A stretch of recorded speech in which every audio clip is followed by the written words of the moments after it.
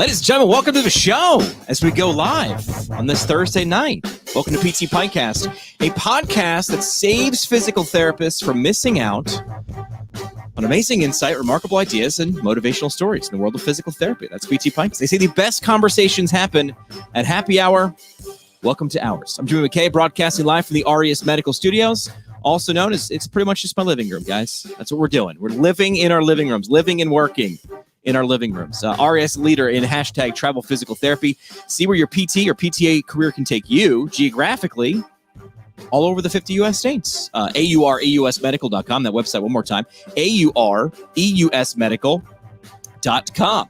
Great show for you tonight. We're going to be talking telehealth. I feel like it was just 10 years ago at CSM in Denver. Oh, wait, no, it was just a couple months ago. Although it does, in fact, feel several years ago. The conversation was about telehealth. And a lot of people, I feel like the overwhelming sentiment was, that's really nice. We'll get to that in 5 to 10. No real major adoption. Don't worry about it. We'll get there in 5 to 10 years. Things have changed. That's all I'm going to say. And we're going to dig in with a couple of different experts tonight into all aspects of telehealth, the history, the future, and the now, how it affects you. How could it be helping you and affecting you? The best practices, the research. You want it all? We're going to do it in one episode. Are you guys ready for this? Good. If you're watching live, drop a comment below and just let us know live and where you are geographically. I'm always stunned about where this show actually gets to when it spreads on the interwebs. If you're watching the replay, drop replay and where you're from. We love saying hi to everybody who's watching the show live. And if you have questions or comments, don't feel you need to hold back raising. Ask those questions, ask those comments, or make those comments. We'll see if we can get to some of those at the end of the show. Now that we've done all the housekeeping, we got that out of the way, let's get to the program. We ready? Here we go. Bring out 4 experts in telehealth physical therapy. Let's bring them in here from around the country and around the world on the show. We've got Alan Link. We've got Trevor Russell. We've got Chris. We've got Mike. Gentlemen, welcome to the show. Good evening. Thank you. It feels like very fitting that we do a telehealth episode. And for the last few months, we've been live streaming these broadcasts. And I think somebody made the comment just before we went on. Hey, I think Trevor said it. Hey, you've gone to the video thing. And we've become so used to it, really, a lot of us, either in our clinical practice or whether it's, family and friends and the first beloved and then dreaded Zoom happy hour, which we stare at each other and try to make small talk as we all stare at each other and figure out how we could end this conversation. But telehealth was a conversation that we were having at CSM not long ago. Alan, you and I were there as part of a pretty big event, really at the intersection of where we are now. I don't think we saw this one coming, and I'm referring to the event at CSM in Denver of Technopalooza. Talk for just a second about what Technopalooza is, because we'll talk Technopalooza past and also future, because that's coming up at virtual CSM. Who saw that coming? But if someone doesn't know what Technopalooza is, what is it? Why should they be paying attention to it, especially this year? Thanks, Jimmy. Thanks for inviting all of us. These are dear friends of mine, colleagues, and I just really nice to see everybody really safe and well and letting us be with you tonight. Technopalooza really is where clinicians get to really put their hands and feel the technologies that they could use in the clinics to improve the human experience. So the virtual Technopalooza in 2021 will feature many of these areas of innovation and technology for physical therapy profession. Perfect. Well said. All right. So you said these guys we have on the show here today are friends and colleagues of yours. Since you were the guy who really was, one of the first people I came across to hear and speak about telehealth, why don't you go around the horn and introduce everybody? Just let the audience know who they are, and then we'll dig it. We'll come back to you and go to the history of telehealth. Right. Let me just start with the bottom screen, which would be Mike Billings, which I've known Mike since physical therapy school at Duke University. So Mike is very dear to me in terms of just our long-term relationship, including his family. By the way, the first Thanksgiving I had when I was a PT student was with Mike and his wife. So again, thank you so much for letting us kind of invade your home during PT school. And I think the next person I'd like to is the person you see next to Mike in my screen, which is Chris Peterson. Chris really reached out to APTA and put us together in terms of looking at a telehealth toolkit, which was developed way early on for the PT profession. So Chris, myself, and Katie, we kind of really worked together in terms of health systems and the military and physical therapy profession in terms of developing a toolkit for telehealth, which included really reading the literature from Dr. Trevor Russell here on my right, or on your screen. I'm not sure where he is, but he's down under. And, we were reading these early seminal research on tele-rehab. And Trevor and I met at the American Telemedicine Association conference where he was leading some efforts in terms of tele-rehab at the tele-rehab SIG. And so, I'm honored to be here with everyone. And Alan, don't be shy. You're a professor out west at Mount St. Mary's University. Been teaching for a long time. You got degrees from Duke, San Diego State, Creighton, Nova Southeastern. What other things do you get into besides teaching? That's very good, Jimmy. Well, I like to kind of hang out with these guys, and sometimes like these virtual hours. Sometimes we might be drinking one of these, or sometimes we might be drinking one of these.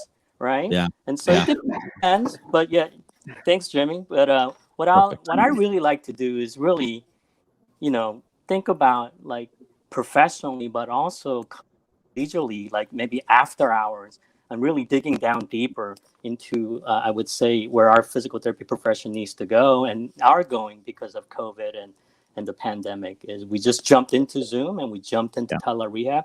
But there are some safeguards we need to think about. And I think these experts will share those expertise with you tonight. I love it. All right. Well, first question we ask is always the hardest. What are we drinking? We know Alan's got a Corona there. He showed it. Anybody else have a drink for this evening? We always like to taste some local flavor, wherever local that means to you. Who's got something they want to share? Sure. I've got in my Duke mug, we've got a Frame AZ IPA from Hood River, Oregon. Perfect. I like that. Who else? I've got a glass of white wine from Truro Vineyards, the Cape. Well done. And from down under, Trevor, what do you got? So Jimmy, I hate to say this, but it's not quite midday here, so I'm drinking coffee. But That's all right. Look, it may not only contain coffee. Let's just leave it at that, eh? Cannot confirm nor deny. Exactly. There we go. We were scheduled to have this episode yesterday, so I want to say thanks for you guys pushing it today. It was my birthday yesterday, and my mom threw me a birthday dinner. Best friend, thanks. Best friend got me a nice bottle of bourbon, so I'm having an old fashioned. Sure. So cheers to you guys, first of all, for taking some time out and sharing the information that we're going to get into tonight. The first round is brought to you by Owens Recovery Science. They're a single source for PTs looking for certification in personalized blood flow restriction rehabilitation training and the equipment you need to apply it properly in clinical practice. Find them online at owensrecoveryscience.com, and they have their own podcast, the Owens Recovery Science Podcast, on iTunes. So, Alan, you talked a little bit about getting people together and starting to figure out what this thing would be years ago. So talk about the history of telehealth. Where did it first emerge? We'll stay specifically in physical therapy. And so when did it show up? What did it look like? And who were the initial leaders in this thing called telehealth and physical therapy?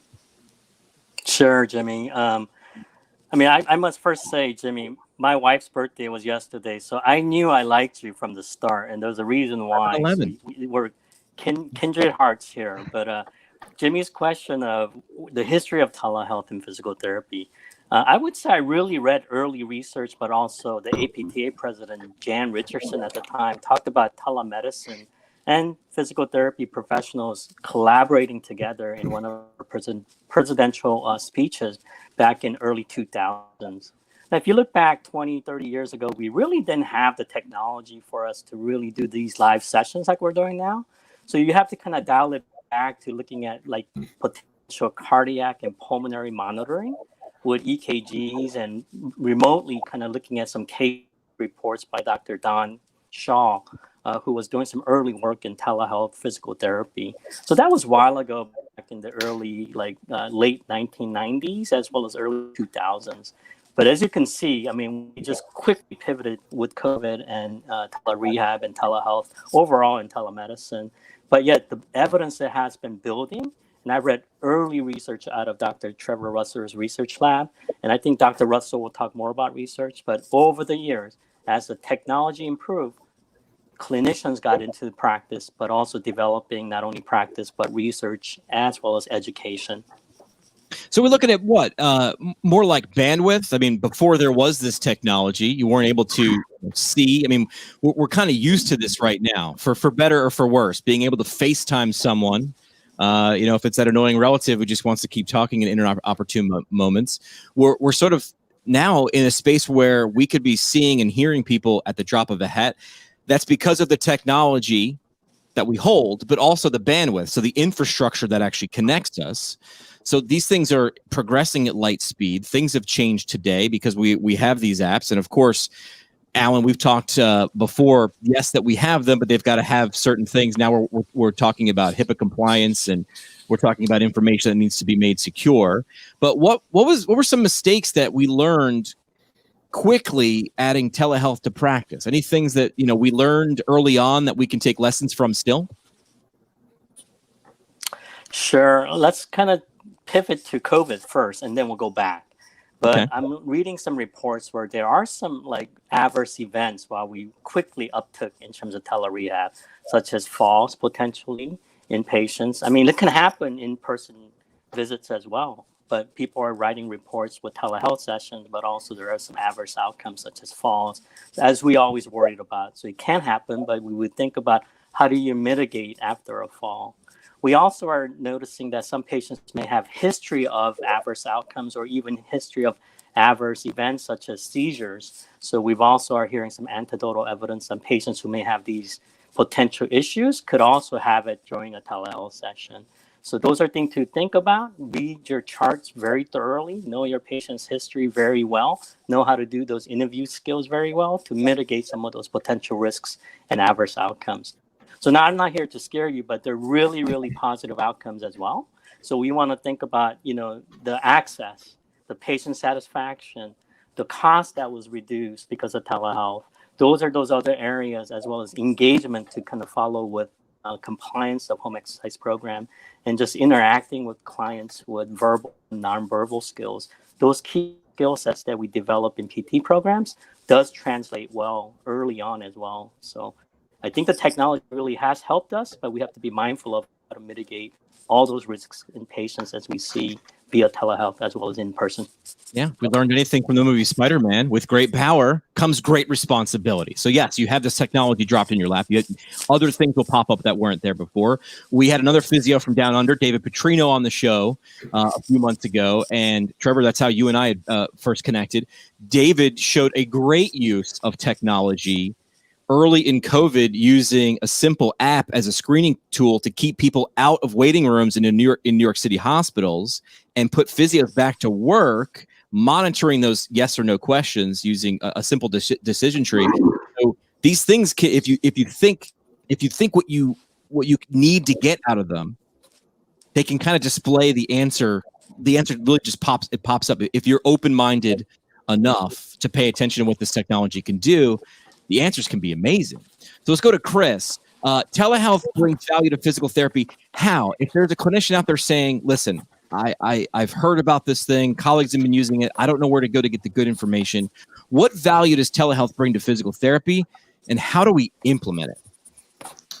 Yeah, so it's a really good question. I think that first we have to decide what telehealth is, right? And that's evolving. I mean, I think to Alan's point, if we start in the COVID world, which is where telehealth has really exploded, we're talking about video visits. But then back to the example that we just gave about the other physio that was using an app to just do screening, there's lots of different examples of utilizing and leveraging technology in practice, right? So I think the value is exponential. I think we're just scratching the surface. And one of the things that I've noticed anecdotally is that therapists seem to be more reticent when you look at experience surveys than the patients are. Patients are loving this. If you think about how we interact with the world.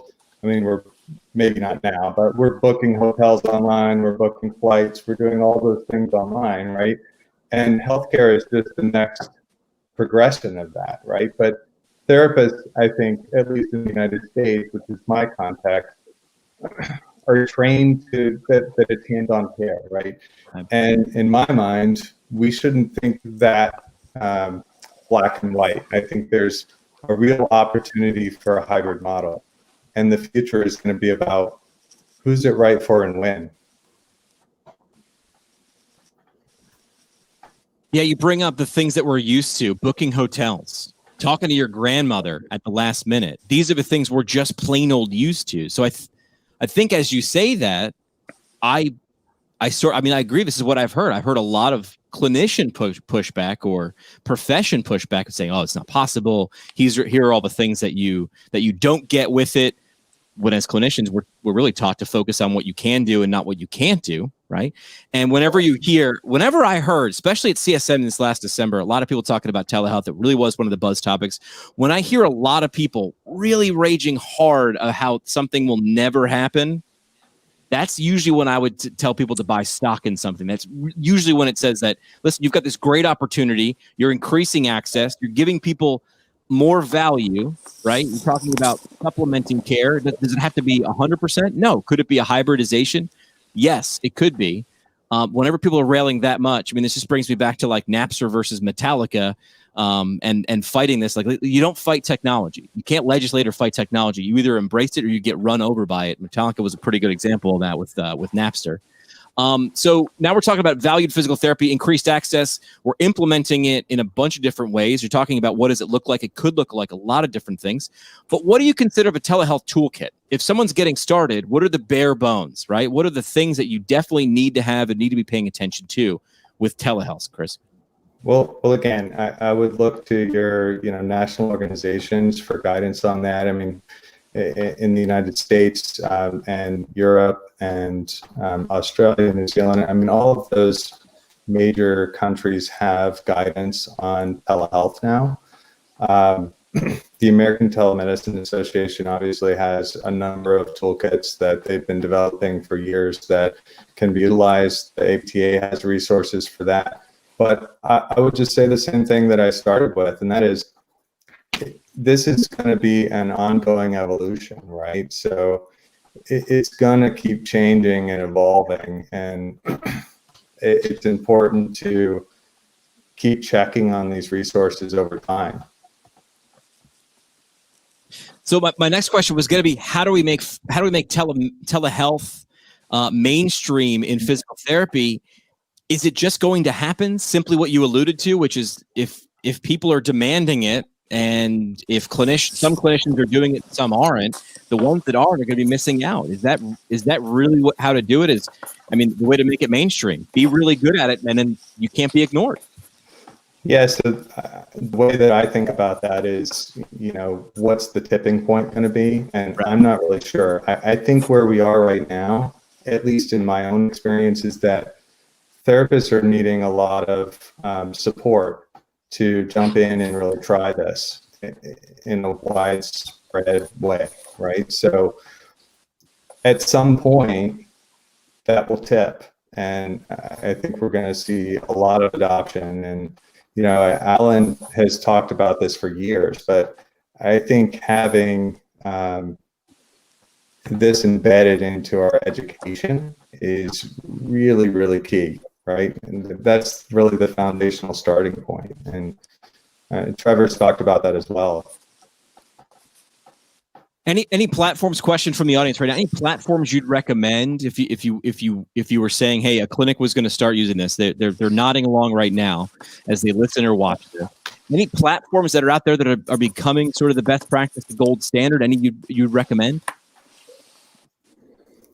So I really don't think about it in terms of platforms. I think the first question is, what is it that you're wanting to do? Is it a video visit? Is it an asynchronous encounter? Is it gamification? Is it something else? And with what patient population? And back to Alan's point, I think once you have that set of questions, you need to really look at the quality and the safety of what it is that you're trying to do. Yeah, that's a great answer. Research. That's something that whenever something new comes along, especially in our profession, and our profession is guilty of a lot of times, looking at the shiny objects. But it looks like this is an extension of our care. It's an extension of clinical reasoning, our eyes and our ears. So, Trevor, in terms of research, when that question comes up, what's the current research say about PTs using telehealth? What's out there right now? What do we know? So there's actually quite a lot of research, and Alan talked a little bit about the history here. So as a profession, we've been researching this area for 20 plus years now, and sure, we were a bit slow to get started with respect to other areas of medicine, perhaps, but there is really good research evidence out there now. There's randomized controlled trials, there's non-inferiority trials where we've shown that the clinical outcomes that you can achieve when you deliver care via telehealth are equivalent to the conventional in-person way of doing things. We've also got systematic reviews then that have reviewed all of these randomized controlled trials and come up with evidence statements around the evidence for clinical outcomes, and almost without failure, those systematic reviews and RCTs are showing that you can achieve outcomes which are equivalent to in-person care. Now, of course, that's not in every population that we see as PTs, but it is in a large cross-section of areas from musculoskeletal, cardiorespiratory, neurology, and so forth.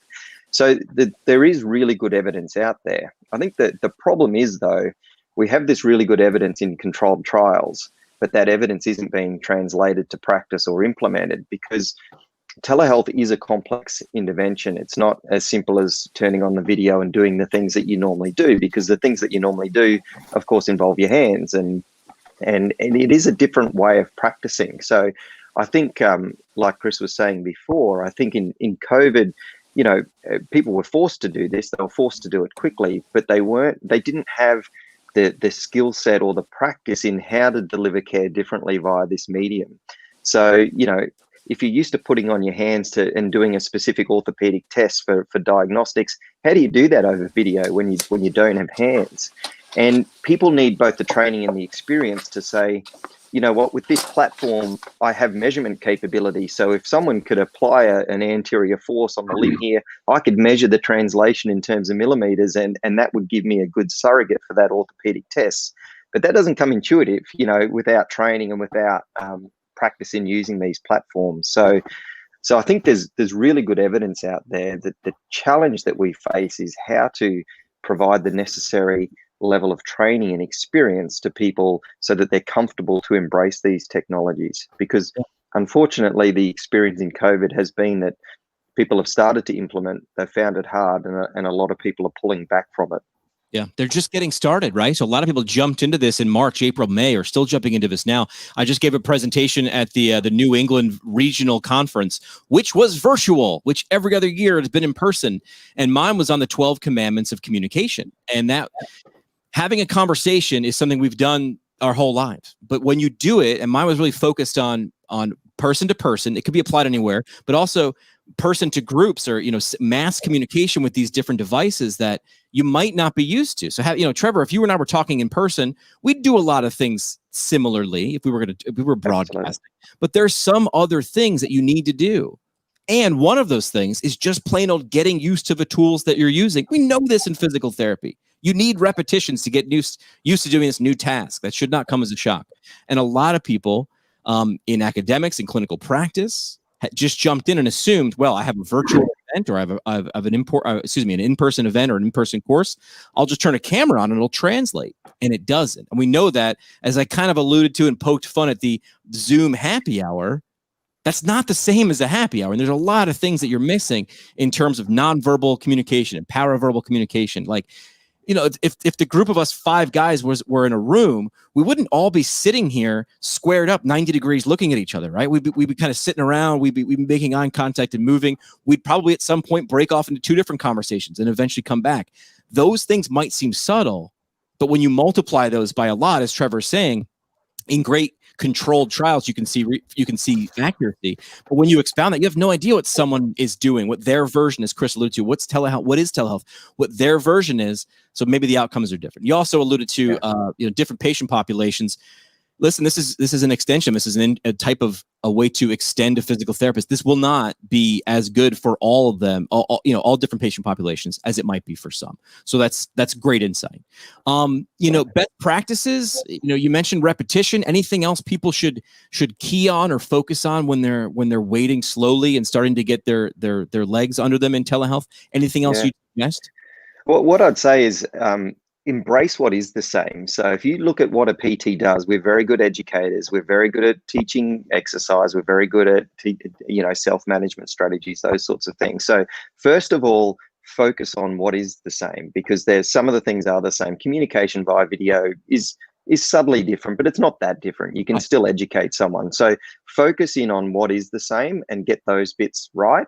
And then I think it's looking at where the differences are. Like you said, there is subtle differences. You need time to think about how you are going to approach something differently when you don't have your hands.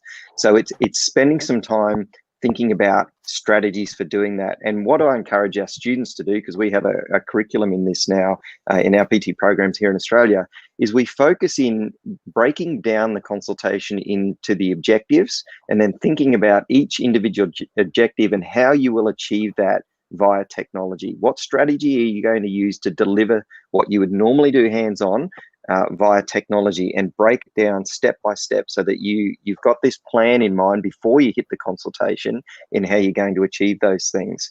So those 2 points: focus on what's the same, spend time figuring out how you're going to do the stuff that isn't. And I think if you do that and you match that with the right technologies, you can get terrific outcomes with your patients. Man, I don't know if I want to be taking a practical exam at Trevor's school, because I could see him, hey, you're going to do a knee evaluation, and halfway through, and by the way, I'm going to throw this curveball. The camera goes out. How do you explain it? But you should be prepared, right? I mean, I was always taught, be prepared for everything to just go sideways, in an interview or a consultation. Absolutely. Things can go completely sideways. So make whatever plan you want. That's going to probably go out the window at some point during your day. We do talk about plan Bs and plan Cs. Got to have those things, right? And if you're a little anxious or you're nervous about the technology, the person on the other end will pick up on that. They'll just know this person's not 100% comfortable. So get as many reps with colleagues or family members and utilizing this. Go through some of those practice, like we used to do in lab and PT school. Practice those things so it comes out smooth. In terms of gamification, we've done episodes on this, and I mean, this is always fun. Whenever someone can make something a game or fun, how can we gamify rehabilitation using telehealth? There's some ways we can do that. Yeah, I might jump in, but others please jump in as well if you like. I mean, there's a lot that can be done in gamification. I think telehealth is done really well when it's done with a hybrid approach, I think. So, some in person, some video calls, but then you've got to fill in those gaps between the video calls. And, we've got the tools and the technologies now where we don't have to draw stick figures on paper and send that home for the home program anymore. We can get them to use, online apps and programs that will demonstrate the exercises and so forth, and monitor their compliance and all of that. But we can go beyond that, and we can then start to gamify that rehab. So we've got some projects down here where we've taken the sorts of things that people are supposed to be doing in their home program as inputs into a game environment, which gives them currency in the game environment, so they can buy digital assets and they can create a village and do all of this sort of fun stuff. And when you do that within certain population groups, so if you take a group of people with heart failure and they're all going through a similar thing, and you split them into teams and they can start, interacting with each other in these game environments, that is fantastic for encouraging engagement and compliance with home programs.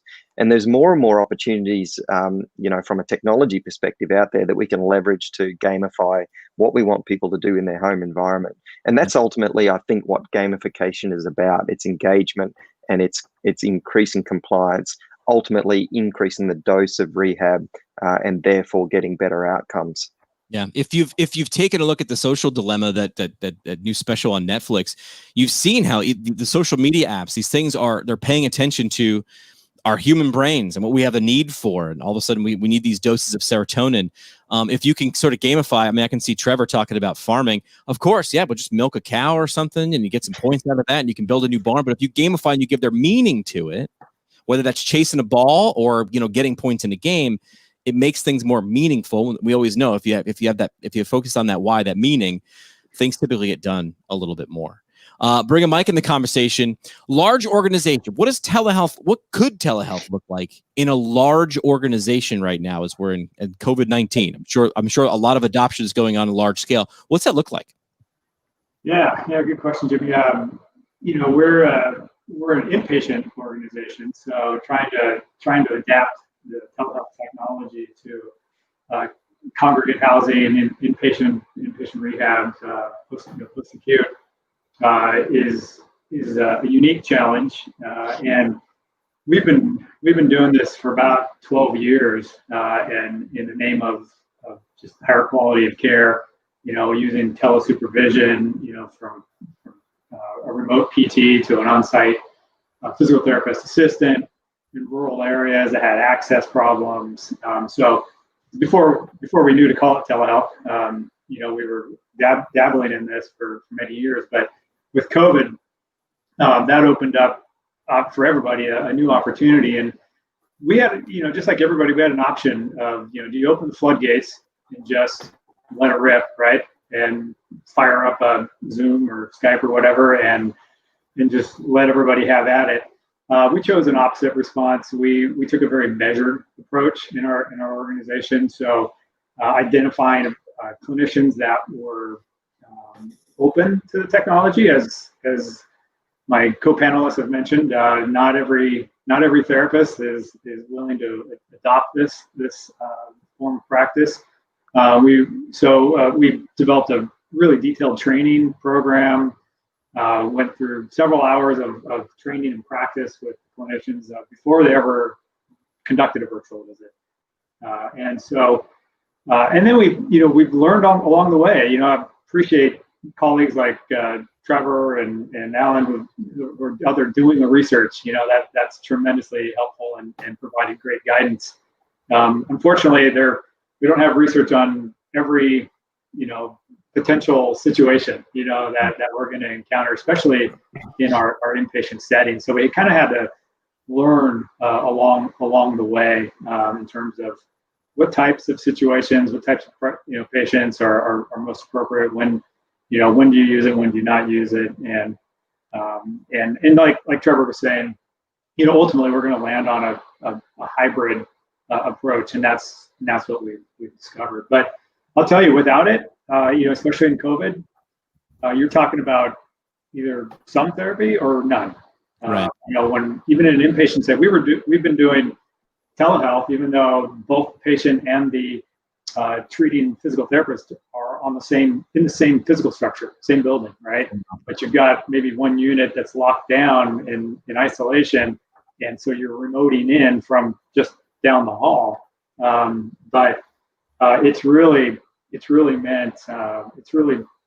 meant access or no access to needed physical therapy in this situation. Mike, you mentioned taking a more measured approach, which is probably a good idea, right? Any big lesson learned, things taken away that you learned with your response? Yeah, I got a long list of those, but probably it's more than just turning on a video. As Trevor said, it's far more complicated. And I would say the biggest factor for us, whether telehealth is going to work or not, in our situation, in an inpatient situation, is the presenter with the patient on the other end. Trevor's talking about, you're not using your hands, but in our case, you can't have a surrogate pair of hands, right? In a presenter. The presenter doesn't. It can be a family member. It can be, in our case, we've actually used, other disciplines like an occupational therapy assistant, physical therapist assistant, a tech, a family member, a spouse. And so I think what kind of not turns off, but makes some clinicians maybe not want to do this is that it's extra work. now you got the technology medium to figure out. Now I've got to work through this presenter, and do I train them on how to be my hands? And so there's a lot more effort that goes into it. And clinicians are typically, they're being measured on their efficiency, and and they got a busy schedule, and now to add a couple layers of energy and effort can be a turnoff. Yeah, the energy thing, right? I've often said, I don't think it'll ever happen, but a prerequisite for PT school should be food service or retail. You should have to do one of those two, because you have to do a lot of what just Mike was talking about, which is think through problems before they happen, or think on the fly and adapt, and do it with a smile on your face, because the other person is receiving a service, they're receiving your care, and you've got to make sure that interaction is positive. But while you're doing that, you are burning a ton of calories with your brain, right? My dad, probably not watching this show right now, because sometimes he has problems with technology. So I have to walk through technical problems with my dad, but I actually can't see what he's looking at, right? Because he's looking at his phone. So I have to be very affable with my father, God bless him, and think, but that does burn a ton of calories. But really all I'm doing is talking and thinking about something, but you're not, because you're thinking about what's happening now in the future. And we are very used to that as clinicians, and doing that in a certain way, right? In the way we did that 6 months ago, only in one way. And now we need to be more adaptable. What Trevor was talking about is being able to do that. Okay, if this is taken away, what do? You still need to get this across, or measure this, an input or an output. How do you do that if you have physical space taken away? So it's a lot. I mean, we even talked about Zoom fatigue, right? Putting on that smile when colleagues are looking at you for an hour-long meeting. I mean, your face hurts when you're done with that. So these are real things that we need to pay attention to. And they might seem minor, but if you're doing this for 40 hours a week, that will wear on you. And then that wears on your care as well. We started with Alan and the history of the past. Mike, we'll do this. We'll start with you, but we'll go around the horn in terms of like predictions of the future of telehealth, things that you think will pop up. So when I say future telehealth, something we might not see right now that's probably going to pop up anytime in the future. Short-term future, long-term future. What do you think, Mike? Oh boy, crystal ball, huh? Pressure. Well, obviously with COVID, in my opinion, we're not going to see a continuation of this massive spike. So we're already seeing a leveling off of telehealth. It won't go to pre-COVID levels, which was nearly zero, but it's definitely gonna level off to some degree. And one thing you can always do is kind of follow the money, right? So if you look at venture capital in the first quarter of 2020, nearly $1 billion was invested in telehealth companies, and that's 3 times same quarter of last year. So there is a lot of investment interest in telehealth, and that's both on the provider side and technology. So if you kind of follow that trend, telehealth is not going away by any means.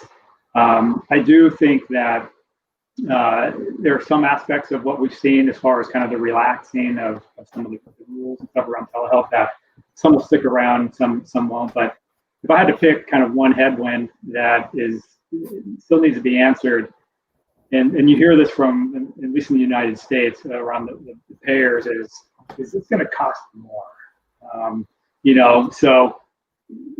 for the payer. So you're seeing more access, and so while I think some of the for physical therapists being providers under telehealth, a lot of that will stick around, but I do question reimbursement parity with in-person. I don't know if that'll stay. So I think there are some questions around telehealth. And is telehealth, is it preventing some in-person care that has to, in-person physical therapy that has to happen, and is that being delayed or avoided altogether? So I think hopefully we'll hit a little bit of a pause after COVID and go back, and people like our colleagues like Alan and Trevor, hopefully our academic friends, are ready to study this and see, okay, where was telehealth really most effective, and where was it, where was it not, and hopefully give us some guidance on. All right, skating to where the puck is. Yeah. Chris, what do you think? Some predictions, some of you think in the future will stick around? Well, it's hard to predict, but I think that we're going to see a few different things. One is the term telehealth, I believe, is going to evolve towards digital health or some other type of term, and that's going to allow for that, technological growth and the diversity that we're already seeing in, how you can apply technology in practice. I think the other thing, I agree totally with Mike. I do think that at least in our traditional system, reimbursement is going to come back a ways from where it has been in COVID. And I actually think there's some evidence out there to suggest that that's going to hit the rehab professions, obviously including physical therapy, harder than it's going to hit medical services because of the perception of in-person care. And there may be some other factors there too, like that, we just, as rehab professions, didn't do the same kinds of volumes that PCPs and specialists did, through the COVID time. I also think that we're going to see an evolution of these hybrid models of care start to really explode. And we talked before about, I mentioned that concept of the tipping point. I think that as value-based care becomes more than kind of the traditional revenue kind of CPT code-based care, that's where we'll start to really see an explosion and a growth in this. Yeah. I mean, Mike mentioned follow the money. And I know there's other professions like personal trainers or high performance sports coaches. I mean, I had a triathlon coach who was 4 or 5 states away, and he was able to pre-COVID track, my sleep schedule, my heart rate, and my mileage, my performance. Say follow the money. I mean, I know some trainers making, 5 figures a month training people from around the world. So we're saying this is not actually a barrier to care. This could actually be a bridge to care. Trevor, you're up next with that crystal ball. What do you think is something that's going to stick around? What do we expect to see in the future? What can we predict? Sure. First of all, I'd agree with what the others have said. I think, COVID, it'll drop off. There'll be a remnant that sticks around there. But the two things that I'll comment on that I think will definitely change. One is education programs. I know so many PT programs around the world now are scrambling to try and increase the content of this into their programs. It's been a wake-up call that they've almost been caught not doing this, and I think the regulators are sort of pushing for them to include this in the programs now. So we will see more curriculum of this in an undergraduate and sort of graduate entry sense of education programs. The second thing I think we'll see is a big uptick in the research in this space. There's been so many PhDs started on the back of telehealth in COVID, so there will be more and more research that's delivered. What's yet to be seen, I think, is if those two things have a tangible impact on practice downstream. I think it will, but I think it'll be at a modest level, at least initially, and because we do need to get all of those other things sorted out, the reimbursement models and all of that needs to be in place before this really accelerates. Yeah, practice guys talk about practice, research guys talk about research. Alan, what are you going to talk about? Look into the crystal ball. What do you think? Sure. I think I agree with this esteemed panel and my colleagues. I do know a few things. I think that we will be drinking with you, Jimmy, and others like this in person. That I know that will happen. So there's hope for that. I know that we have a vaccine, and I know that we will have a president. But in terms of telehealth, just to elaborate a little further, I think we will have educational curriculum, like Trevor said very kindly, so our pants is not caught down in terms of not knowing what to do, when to do, and how to do it with best practice. So I think that's going to happen in medicine and in rehab, where we'll have what we call professional activities, EPAs, entrustable professional activities, and competencies, which I think is already going to be developed out in research. I think, as you mentioned earlier, Jimmy, we are going to have to think about encroachment of practice of not only potential risky practitioner in physical therapy who may have issues with their license or potentially have lost their license being online with patients and clients, but also, as you mentioned, personal trainers and others who may think physical therapy can be done online with their potential non-license. So I think fraud and abuse could be another aspect of care that we need to make sure we educate our consumers and your dad and your clients who are not so tech savvy, but also wanting an easy solution for physical therapy.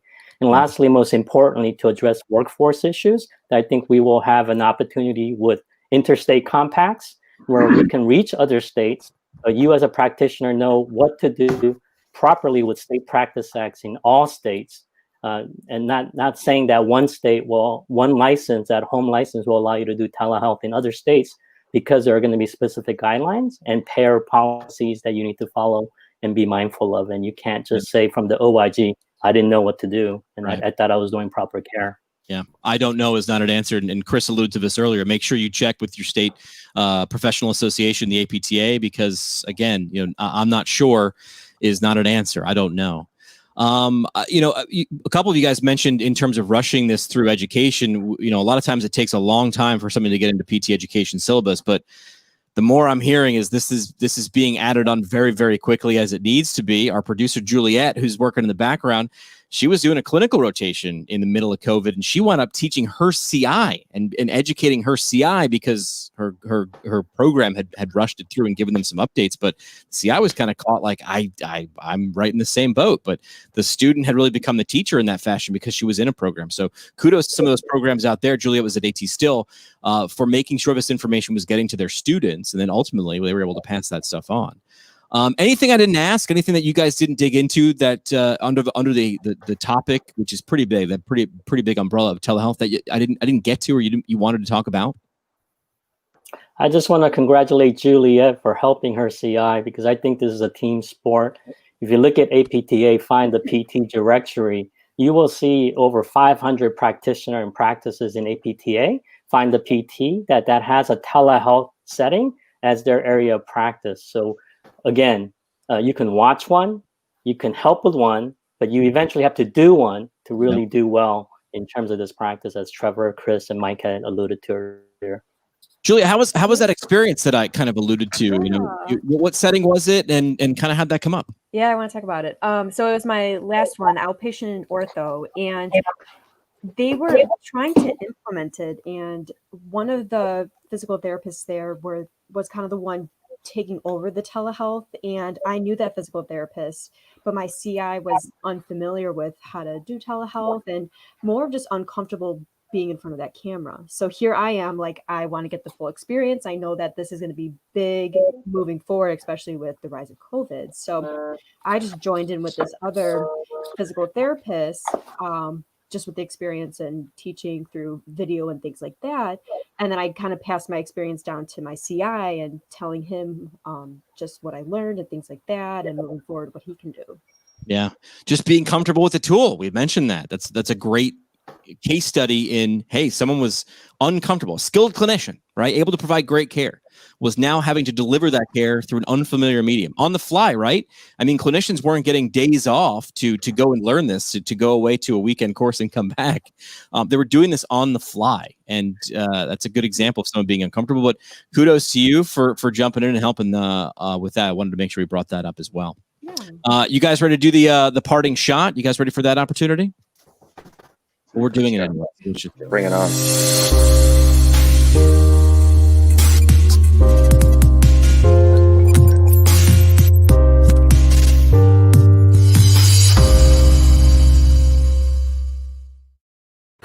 Parting Shot is brought to you by the Academy of Orthopedic Physical Therapy. Find them online at orthopt.org. You want to talk about independent study courses, like current concepts of orthopedic physical therapy, which is a great course to take before you're looking to invest in the OCS exam. We've got that available. Running athlete. They've got tissue tolerance, upper quarter, lower quarter. So about 30 independent study courses available now for you from the leaders in orthopedic physical therapy. Find them online at orthopt.org. So we'll go in the same batting order we did before for your parting shot. Those unfamiliar, really your last chance for a mic drop moment, someone you'd want to leave as your last sentiment with the audience. We'll start with Alan. Alan, what's your parting shot today? You're up. Sure, Jimmy. Again, thank you very much for this opportunity. I guess my parting shot would be everyone have patience. William Osler said you don't really get competence as well as really, I would say, insight until you're age 40, believe it or not. So understand that we're going to get back together, but you have to have patience through this COVID. Stay safe and be well. And I want to thank the panelists for joining us tonight. Be well, Jay. Happy birthday. No competence until we're 40. I'm 41, so I'm on the other side of competence. This is fantastic. Chris, parting shot. What do you want to leave with the audience tonight? So I just want to say it's been an honor to be here. This panel they're all folks that I've looked up to for a number of years. And I think my number one is continue to challenge the way that you do things. And, always question, always try to find the best solution, right? The most quality care, but keep moving forward. Don't always assume that the original way that you learn something is the only way to do something. Challenge that status quo. I love that. Trevor, what do you got for your parting shot tonight? Great. Thanks, Jimmy. It's been really great to do this again with you. I must admit it was perhaps better last time with that pint of beer in my hand, but it's been fun nonetheless. And it's been a great opportunity to talk with my great colleagues here about telehealth.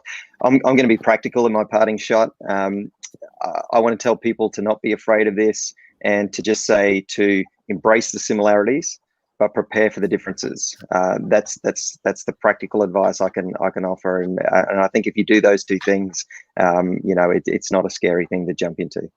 There it is. Practice makes perfect. Get those repetitions. All right, Mike. Last parting shot. What do you got for us tonight? Yeah. It's feels like we've this group here, my peers are on this panel, and I've been talking about telehealth for years. So it's just wonderful to see the uptake, this past year.